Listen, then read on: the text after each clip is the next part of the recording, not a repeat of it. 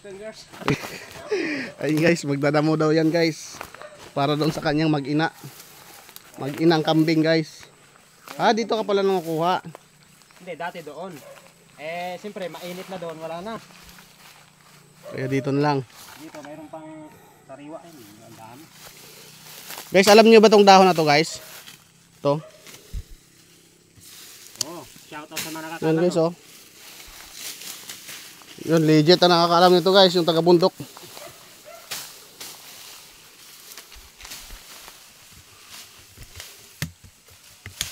Oh, nakambing talaga, matrabaho ro. Oo. Yan, pagkain ng kambing niya yan guys, yung ginagawa guys. Yan, pag hindi mo naman ginanito, sayang lang. Kasi pag nilabas mo, ay swerte ng aso. Kakainin kasi ng aso yung ano guys, pag ipastol yung ano, yung may anak na kambing. Idalawa yun guys. Ito sana kung aso natin sarili, no? Oo. Hindi. Yung masakit eh.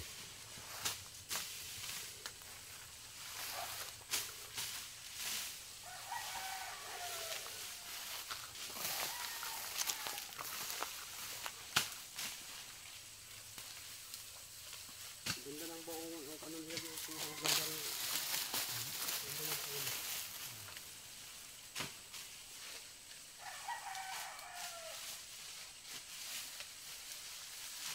Sapa rin pala dito.